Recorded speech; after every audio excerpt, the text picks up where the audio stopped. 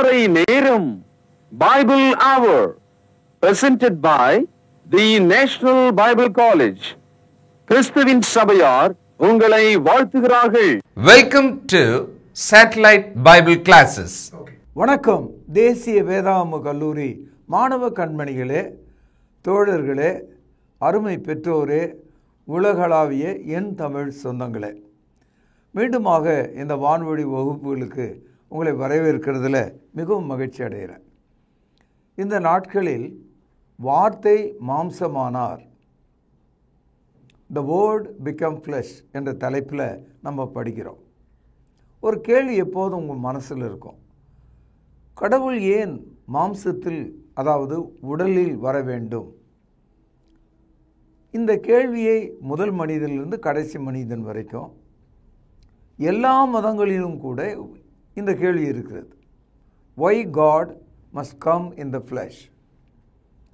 அவர் உங்களை நேசிக்கிறார். உங்களை அவருடைய சாயலிலும் அவருடைய ரூபத்திலும் அவருடைய ஆவியிலும் உண்டாக்கியிருக்கிறார் என்று ஆதியாகமம் 1 அதிகாரம் 26வது வசனம், ஆதியாகமம் 2 அதிகாரம் 7வது வசனத்தில் படிக்கிறோம். Man is made in the image of God, in the likeness of God, in the spirit of God. Therefore, God loves man. புதிய ஏற்பாட்டில் மத்தேயு 28 அதிகாரம் 20வது வசனத்தில் படிக்கிறோம். இதோ உலகத்தின் முடிவு பரியந்தமும் நான் உங்களோடு கூட இருக்கிறேன். இந்த வார்த்தையை பலமுறை நம்ம படிச்சிருக்கோம். வேத மாணவர்கள் எல்லாருக்குமே தெரியும். உலகத்தின் முடிவு பரியந்தமும் உங்களோடு இருக்கிறேன் என்ற அந்த தகவல் எதை பற்றியது? இயேசு கிறிஸ்து மாம்சத்தில் வந்ததுனால, மாம்சத்தில் மனிதர்கள் உயிரோடு இருக்கிறதுனால, மனிதனுடைய முடிவு காலம் வரைக்கும் எல்லா மனிதர்களுக்கான உதவியாக இயேசு இருக்கிறார். Behold, I continue with you always என்று அவர் சொன்னார். அப்படியானால் எல்லா மனிதர்களோடு இயேசு எப்படி பூமியின் கடைசி காலம் வரைக்கும் இருக்க முடியும்? அதனுடைய பொருள், மாம்சமாகி உன்னுடைய உடல் நிமித்தம், அந்த உடலிலே அவர் வந்தது நிமித்தம் உங்களோடு எப்போதும் இருக்கிறார்.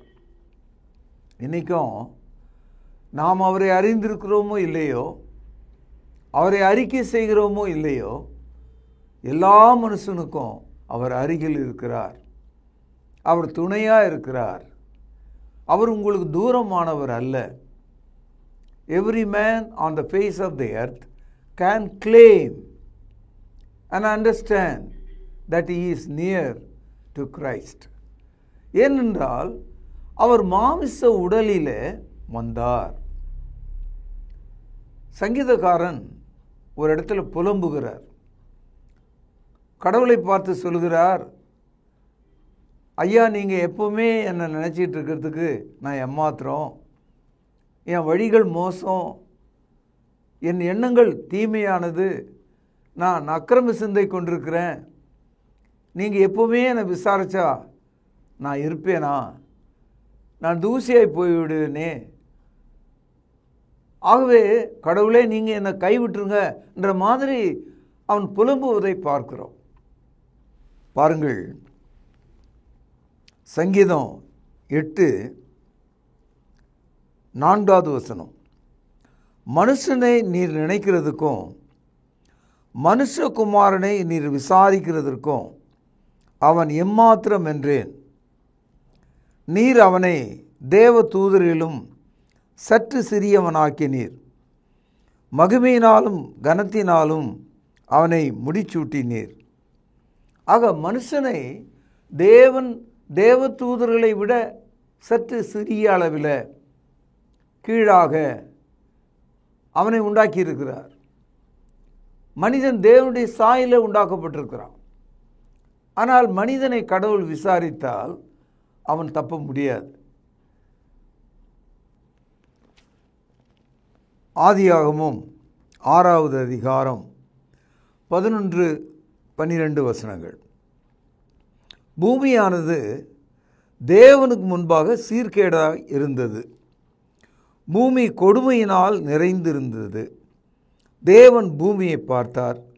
கவனியுங்கள், இதோ அது சீர்கேட்டதாக இருந்தது. மாம்சமான யாவரும் பூமியின் மேல் தங்கள் வழியை கெடுத்து கொண்டிருந்தார்கள். அப்பொழுது தேவன் நோவாவை நோக்கி, மாம்சமான யாவரின் முடிவும் எனக்கு முன்பாக வந்தது. அவர்களால் பூமி கொடுமையினால் நிறைந்தது. நான் அவர்களை பூமியோடு கூட அழித்து போடுவேன் என்றார். இந்த இடத்துல மனிதன், மாமிசம் என்ற சொற்கள் திரும்ப திரும்ப வருவதை பார்க்கிறோம். தேவன் நோவாவினிடத்தில் பேசுகிறார். பூமியில் உள்ள மனிதர்களுடைய அக்கிரமம், அவனுடைய நினைவு எல்லாமே பாவமாக இருக்கிறது. எல்லாரும் தங்களுடைய வழிகளை கெடுத்து கொண்டார்கள். ஆகவே மாம்சமான யாவருடைய முடிவும் எனக்கு முன்பாக வந்தது என்று சொல்கிறார். அப்படியானால் தேவனால மனுஷன் மத்தியில் மாம்சத்திலும் வர முடியும். மனிதர்களை மாம்சத்திலிருந்து நீக்கவும் முடியும், நியாயம் தீர்க்கவும் முடியும். சகோதரர்களே, ஆதாம் ஏவாளுடைய வரலாற்றை நாம் படிக்கும்போது, முதலாவது தேவன் ஆதாமை உண்டாக்கினார். அடுத்தது ஏவாளை உண்டாக்கினார். ஏவாளை தனியாக ஒரு மண்ணை எடுத்து உண்டாக்காமல், ஏற்கனவே மாம்சமாயிருந்த ஆதாமனுடைய உடலில் இருந்து ஒரு எலும்பை பிரித்தெடுத்து அந்த எலும்பை கொண்டு ஏவாளை உண்டாக்கினார். இந்த வரலாறு உங்களுக்கு தெரியும். ஆதியாகமம் 2வது அதிகாரம் 21 முதல் சில வசனங்கள். அப்பொழுது தேவனாகிய கர்த்தர் ஆதாமுக்கு அயர்ந்த நித்திரையை வரப்பண்ணினார். அவன் நித்திரை அடைந்தான். அவர் அவன் விலா எலும்புகளில் ஒன்றை எடுத்து அந்த இடத்தை சதையினால் அடைத்தார். தேவனாகிய கர்த்தர் தாம் மனுஷனில் எடுத்த விலா எலும்பை மனுஷியாக உருவாக்கி அவனை அவளிடத்திலே கொண்டு வந்தார். அப்பொழுது ஆதாம், இவள் என் எலும்பின் எலும்பும் என் மாம்சத்தின் மாம்சமாயிருக்கிறாள். இவள் மனுஷனிலிருந்து எடுக்கப்பட்டபடியினால் மனுஷி எனப்படுவாள் என்றான். இந்த தகவல் கொஞ்சம் உற்று கவனித்தா நீங்கள் புரிஞ்சுக்கலாம். அதாவது தேவனால மாமிசத்தை, அதாவது ஃப்ளஷ், இந்த உடலை உருவாக்க முடியும். ஆதாமினிடத்திலிருந்து அடுத்த நபர் ஆதாமினுடைய உடலிலிருந்தே வந்தார். ஏவாள் எங்கிருந்து வந்தாங்க? ஆதாமினுடைய உடலிலிருந்தே வந்தாங்க. அதனால் ஆதாம் என்ன சொல்கிறாரு ஏவாளை பார்த்து? இவள் என் எலும்பின் எலும்பும் என் மாம்சத்தின் மாம்சமாக இருக்கிறாள். ஆகவே அவளை மனுஷி என்று அவன் அழைக்கிறான், உமன் என்று அழைத்தானான். She belonged to Adam's flesh. இந்த கான்செப்ட், இந்த உபதேசத்தை நீங்கள் ஆரம்பம் முதலே கவனிக்கணும். தேவனால் ஒரு நபரை மாம்சத்தில் உருவாக்க முடியும். கேள்வி என்னன்னா, உலகத்தில் உள்ள அனைத்து மதங்களும் கிறிஸ்தவம் கூட சேர்ந்து ஒரு கேள்வி எழுப்புகிறார்கள். தேவன் ஏன் மாம்சத்தில் தமது குமாரனை அனுப்பினார்? அவருக்கு வேலை இல்லையா? வேறு வழி இல்லையா? ஏன் அவர் மாம்சத்தில் அனுப்ப வேண்டும்? இந்த கேள்விகள் எப்போதும் உங்கள் மனதில் இருக்கிறது. ஒரு மாம்சத்திலிருந்து இன்னொரு மாம்சத்தை உருவாக்குவதும், நாம் ஆதாமிலிருந்து இந்த பூமியில் உள்ள அனைத்து மக்கள் உருவானதும் நாம் ஒப்புக்கொள்ள வேண்டிய ஒரு விஷயம்தான். நம்ம எல்லாருக்கும் ஆதாம் தகப்பனாக இருக்கிறான், உடலாக இருக்கிறான். இன்றைக்கி உலகத்தில் 850 கோடி மக்கள் இருக்கிறாங்கன்னு சொன்னால் அவர்கள் அனைவரும் ஆதாமின் உடலிருந்து வந்தவங்க தானே. அப்படியானால் தேவனுடைய வல்லமையினால தமது சொந்த குமாரனை இந்த ஆதாமின் உடல் வழியாக, ஏவாளினுடைய உடல் வழியாக கொண்டு வருவது அவருக்கு சாத்தியமே. It is possible to God to bring His only begotten Son through the very flesh of Adam and Eve. காரணம் என்னவென்றால், 11ஆம் வசனம் 6ஆம் அதிகாரம் ஆதியாகமத்தில் படித்தோம். பூமி கடவுளுக்கு முன்பாக சீர்கெட்டு இருக்கிறது, பூமி கொடுமையினால் நிறைந்திருக்கிறது. 12ஆம் வசனத்தில் பார்க்கிறோம், மாம்சமான யாவரும் பூமியின் மேல் தங்கள் வழியை கெடுத்து கொண்டார்கள். அப்போது மாம்சத்தில் வந்த மனிதன் பூமியை கெடுத்து போட்டான், தன்னையும் கெடுத்து கொண்டான். அவனுடைய நினைவில் இருக்கிற எல்லா யோசனைகளும் விரோதமான பாவங்களாகவே இருக்கிறது. ஆதியாகமம் 6ஆம் அதிகாரம் 5வது வசனம், மனுஷனுடைய அக்கிரமம் பூமியிலே பெருகினது என்றும் அவன் இருதீத்த நினைவின் தோற்றமெல்லாம் நித்தமும் பொல்லாததே என்றும் கர்த்தர் கண்டு. அதாவது always it is evil, nothing is good in man. அப்படிப்பட்ட ஒரு நிலைக்கு மனிதன் தாழ்ந்து போனான். அதனால தான் தேவன் அவன் மீது அன்பு கொண்டு எந்த மனிதன் நினைவினாலே பாவம் செய்தானோ, செயல் வழியாக பாவம் செய்தானோ, பூமியிலே கொடுமையினால் நிறைத்தானோ, பூமி அக்கிரமத்தால் முழுகியதோ, அந்த மனிதனின் உடல் வழியாக தமது சொந்த குமாரனை, வார்த்தையை மனுஷனாக அனுப்பினார். முடியுமா இது? முடியும்.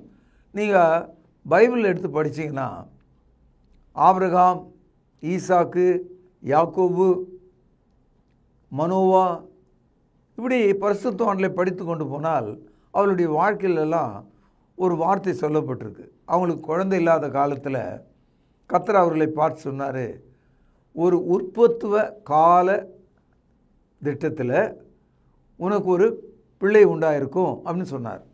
ஆபிரகாம் இடத்துல தேவன் சொன்னார், ஒரு பிள்ளை பேறு காலத்தில் உனக்கு ஒரு குமாரன் உண்டாயிருப்பான். இந்த மாதிரி கருத்துக்கள் பரிசுத்தவான்களுடைய வாழ்க்கையில் ஆதியாகமம் முழுவதும் நம்ம படிக்கிறோம்.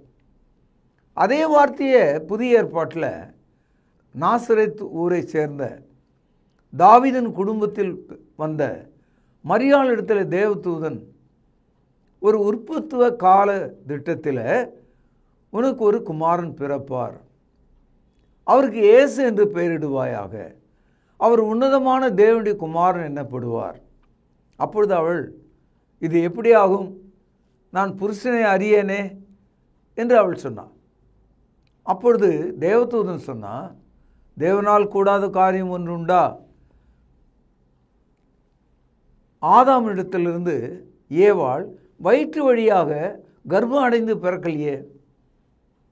ஆதாமிடத்திலிருந்து ஏவாள் அவனுடைய உடலில் இருந்த ஒரு பகுதியில் தேவன் அதை உண்டாக்கினாரே.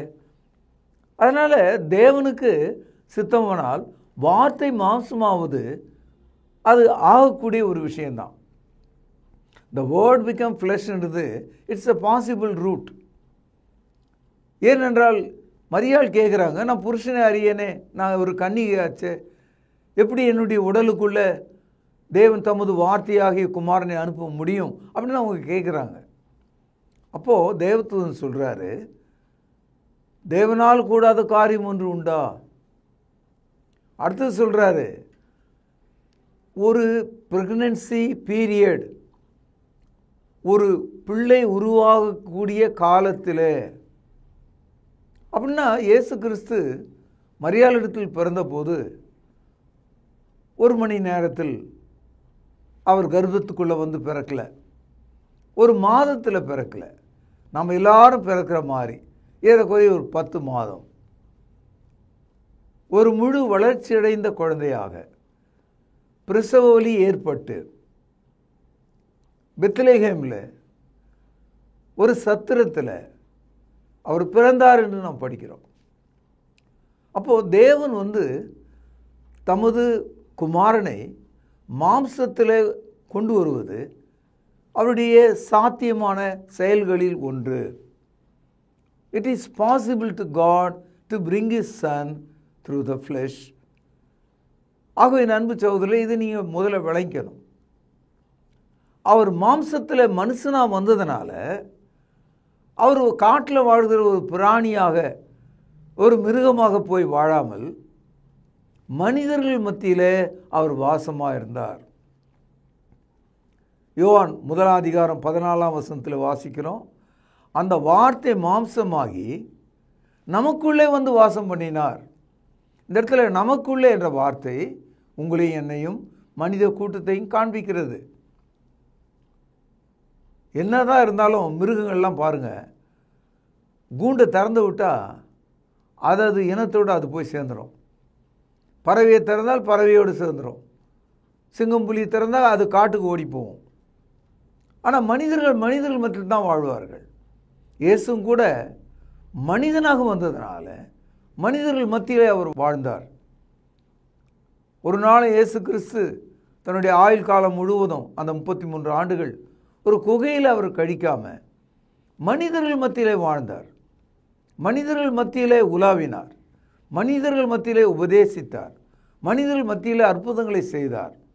மனித கரங்களால் சிலுவிலே அறையப்பட்டார். என் அன்பு சகோதரர்களே, இதெல்லாம் நீங்கள் இந்த சத்தியத்தை விசாரித்து புரிந்து கொண்ட மக்களாக நீங்கள் இருக்க வேண்டும். லூக்கா எழுதிய சுவிசேஷம் 1ஆம் அதிகாரத்தை நாம் தெரிந்து கொள்ளலாம். இந்த 1ஆம் அதிகாரத்தில் இயேசு கிறிஸ்து மாம்சமான அந்த வரலாற்றை மிக சுருக்கமாக நாம் புரிந்து கொள்ளும் வண்ணம் பரிசுத்த ஆவியானவர் நமக்கு இங்கே அதை வைத்திருக்கிறார். பாருங்கள், 26வது வசனம்.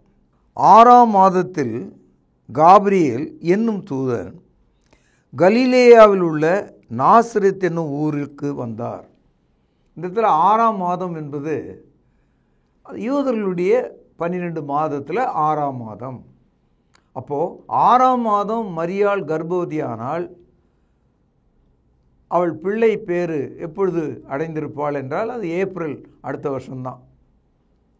10 மாதங்கள்.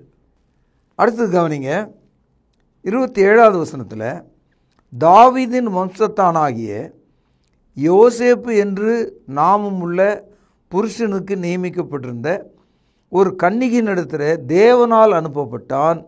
அந்த கன்னிகையின் பேர் மரியாள். மரியாள் 3 வயது 5 வயது 7 வயது குழந்தை அல்ல. திருமணத்துக்கு நியமிக்கப்பட்ட ஒரு பெண்ணாக இருக்கிறார். அப்படின்னா என்ன அர்த்தம்னா, அந்த பக்குவம் உள்ள ஒரு பெண், திருமணத்துக்கான உடல் அவருக்கு இருந்தது. ஆனால் அவர் கன்னிகையாக இருக்கிறார், இன்னும் திருமணமாகவில்லை. அப்படிப்பட்ட ஒரு பெண்ணாக அவர் இருக்கிறார். இந்த இடத்துல கன்னிகை என்ற அந்த சொல்லையும் நீங்கள் ஆழமாக கவனிக்க வேண்டும். 28வது வசனம். அவள் இருந்த வீட்டில் தேவதூதன் பிரவேசித்து, தேவன் காபிரியேல் என்ற தூதனை அனுப்பிய போது அவன் எந்த மாதம் வந்தான், எந்த ஊருக்கு வந்தான், எந்த பெண்ணை சந்தித்தான், இது வரைக்கும் தகவல் நமக்கு தெரியுது. இப்பொழுது அவள் இருந்த வீட்டிற்குள் பிரவேசித்து முதல்ல அவன் சொன்ன வார்த்தை கவனிங்க, கிருபை பெற்றவளே. கிருபை என்பது எல்லாருக்கும் கிடைக்காது, அது தேவன் கொடுக்கும் ஈவு. தேவனுடைய கண்களில் நோவாவுக்கு கிருபை கிடைத்தது என்று நாம் படிக்கிறோம். ஆபிரகாமுக்கு கிருபை கிடைத்தது. அப்போ கிருபை எல்லாரும் கிடைக்காது. இங்கே மரியாளுக்கு கிருபை பெற்றவளே. அடுத்தது பாருங்க, வாழ்க. ஒரு முக்கியமான வார்த்தை இது. பேரரசர்களை நீடூழி வாழ்க என்று சொல்லுவார்கள். தேவதூதன் மரியாளை வாழ்த்துகிறான். அவ்வளோ சிறப்பான ஒரு சொல்லை அவன் பயன்படுத்துகிறான். வாழ்க என்று சொல்கிறான். உனக்கு நித்திய ஜீவன் உண்டாகட்டும் என்று சொல்கிறான். வாழ்க என்று சொல்லி அடுத்து என்ன சொல்கிறான் பாருங்க, கர்த்தர் உன்னோடு கூட இருக்கிறார். கர்த்தர் உன்னோடு கூட இருக்கிறார். சங்கீதம் 23:4 படிக்கிறோம், நான் மரண இருளின் பள்ளத்தாக்கிலே நடந்தாலும் தேவரீர் என்னோடு கூட இருக்கிறீர். அப்படியானால் தேவனுடைய பிள்ளைகளோடு கர்த்தர் இருக்க முடியும். கர்த்தர் உன்னோடு இருக்கிறார். இப்பொழுது இன்னொரு முக்கியமான வார்த்தை பாருங்க, ஸ்திரீகளுக்குள்ளே நீர் ஆசீர்வதிக்கப்பட்டவள் என்றார். அப்படியானால் ஸ்திரீகளுக்குள்ள ஏவாள் ஆசீர்வதிக்கப்பட்டவரானா இல்லை. ஏவாள் ஒரு கால் தேவனால் ஏற்றுக்கொள்ளப்பட்டிருக்கலாம், ஆனால் அவர் ஆசீர்வதிக்கப்பட்டவர் அல்ல. அவர் பாவம் செய்ததுனால ஏதேன் தோட்டத்தை விட்டு துரத்தப்பட்டார். ஏவாளை குறித்த எந்த ஒரு விஷயமும் மரியாளுக்கு சொன்னது போல எங்கும் சொல்லப்படல. மரியாளுக்கு கிருபை இருக்கிறது, வாழ்த்து இருக்கிறது, கர்த்தர் அவளுடன் இருக்கிறார், ஆசீர்வதிக்கப்பட்டவர் என்று சொல்கிறார். இப்படி சொல்லிவிட்டுதா இயேசு கிறிஸ்துவை குறித்து தேவனுடைய திட்டம் என்ன, அவர் மாம்சத்தில் பூமியில் வரப்போகிறார் என்ற அந்த தகவலை மரியாளிடத்தில் சொன்னபோது மரியாள் ஒரு கேள்வி கேட்டாள். பாருங்கள் 34வது வசனம். அதற்கு மரியாள் தேவதூதனை நோக்கி, இது எப்படி ஆகும், புருஷனை அறியேனே என்றாள். இதிலிருந்து என்ன தெரியுதுன்னா, மரியாள் கை குழந்தை இல்லை, மரியாள் வயதான கிழவியும் அல்ல, பிள்ளை பேற்றுக்கு தகுதியான திருமணம் ஆகக்கூடிய ஒரு பெண்ணாக அவங்க இருக்காங்க. She asked a right question. I did not know a husband. How can it possible என்று கேட்டாங்க. இதுக்கு தேவதூதன் என்ன பதில் சொல்லியிருப்பார்? மொத்தமாக ஒரு பதில் சொன்னார். பாருங்கள் 35வது வசனம்.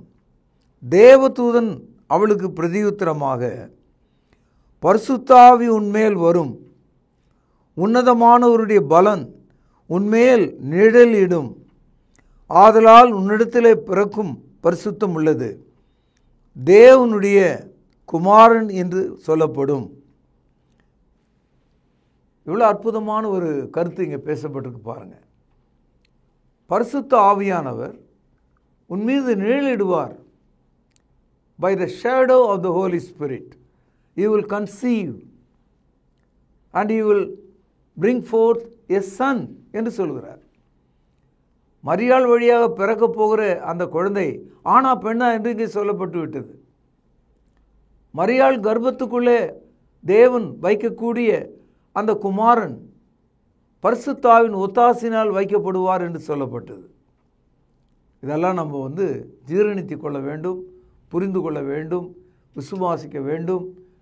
அதை குறித்து நாம் சிறப்பாக சிந்திக்க வேண்டும்.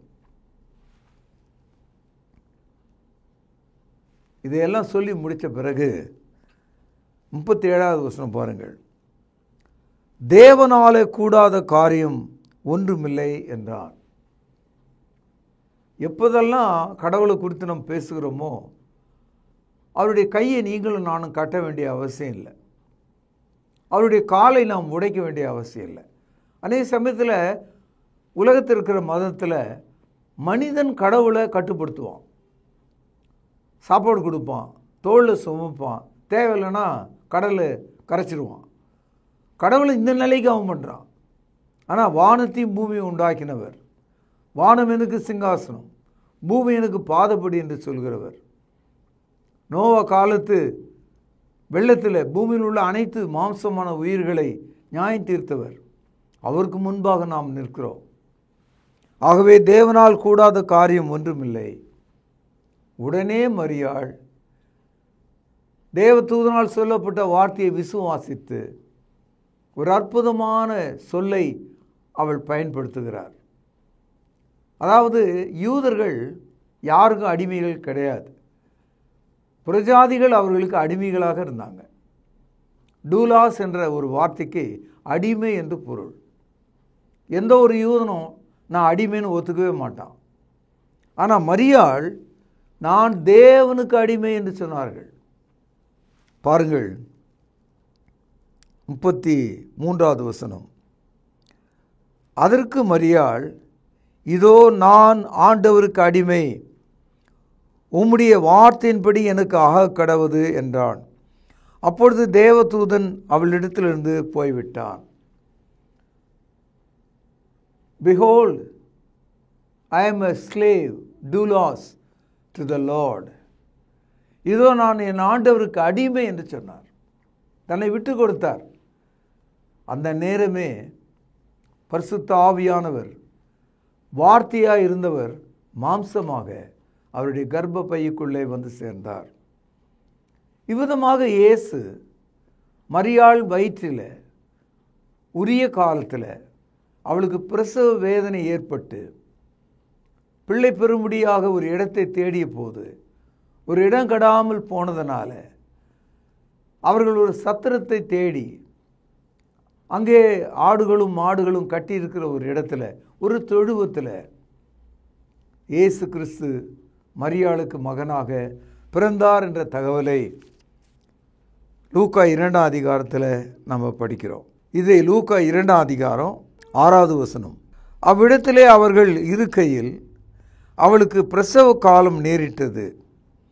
அவள் தன் முதற்பேறான குமாரனை பெற்று சத்திரத்திலே அவர்களுக்கு இடமில்லாதிருந்தபடியினால் பிள்ளையை துணிகளை சுற்றி முன்னணையிலே கிடத்தினாள். இயேசு எவ்விதமாக எங்கே பிறந்தார் என்ற ஒரு தகவலை நம்ம இங்கே பார்க்கிறோம். இதுவரைக்கும் நம்ம படித்த இந்த வசனங்களை எல்லாம் நாசரேத் என்ற ஊர் இன்றைக்கும் இருக்குது, பெத்லகேம் என்ற பட்டணமும் இன்றைக்கும் இருக்குது. இயேசு பிறந்தார் என்று சொல்கிற அந்த இடம் இன்றைக்கும் குறிக்கப்பட்டு அது ஒரு மேடையாக அந்த பகுதியில் இருக்கிறது. சகோதரி, இந்த சம்பவங்கள்லாம் நடந்து ரொம்ப காலத்துக்கு முன்னால், ஞாபகம் இல்லாத ஒரு காலத்தில் நடந்ததாக நீங்கள் நினைக்கக்கூடாது. இன்றையிலிருந்து சுமார் 2000 ஆண்டுகளுக்கு முன்னால் இந்த நிகழ்ச்சி நடந்தது. வார்த்தை மாம்சமானார். ஆதாமினுடைய உடலில் இருந்த எலும்பு மாம்சமாக ஏவாளாக மாறியது போல மரியாளினுடைய கர்ப்பத்தின் வழியாக, அந்த உடல் வழியாக, அந்த தசை வழியாக தேவன் தமது வார்த்தையை மாம்சமானார். அவர் மனிதனாக வந்தார். எனவே இந்த அளவில் இன்றைய செய்தியை நீங்கள் உள்வாங்கிக் கொண்டு இதனுடைய தொடர்ச்சியை நாளை கவனிக்கத்தக்கதாக உங்களை நான் கேட்கிறேன். பிரார்த்தனை செய்வோம். பரிசுத்தமுள்ள தகப்பனே, தேவரீர் உம்மால் கூடாத காரியம் ஒன்றுமில்லை. ஆதாமுக்கு பிறகு அவனுடைய உடலிலிருந்து மாம்சத்தில் ஏவாளை உண்டாக்கினவரே, மனுஷர்கள் மத்தியில் உள்ள மாம்சத்தில் மரியாளின் மூலமாய் உமது சொந்த குமாரனாகிய வார்த்தையை நீர் அனுப்பினதற்காக உம்மை துதிக்கிற, ஸ்தோத்திரிக்கிற. இந்த விந்தையை, இந்த அதிசயத்தை விசுவாசிக்கத்தக்கதாக எங்களை ஏவி அருளும். உணரும்படியாக எங்களுக்கு கிருபை தாரும். ஆண்டவரும் கர்த்தரும் இரட்சகருமாக இருக்கிற இயேசுவின் நாமத்தில் ஜெபம் கேளும் ஜீவனுள்ள எங்கள் நல்ல பிதாவே, ஆமேன். தொடர்பு கொள்ள வேண்டிய முகவரி: திருமறை நேரம், 58 சர்ச் தெரு, குமரன் நகர், சென்னை 6,82,000. செல்போன் 9385500882. கர்த்தாவே, தேவர்களில் உமக்குப்பானவர் யார்? வானத்திலும் பூமியிலும் உமக்குப்பானவர் யார்?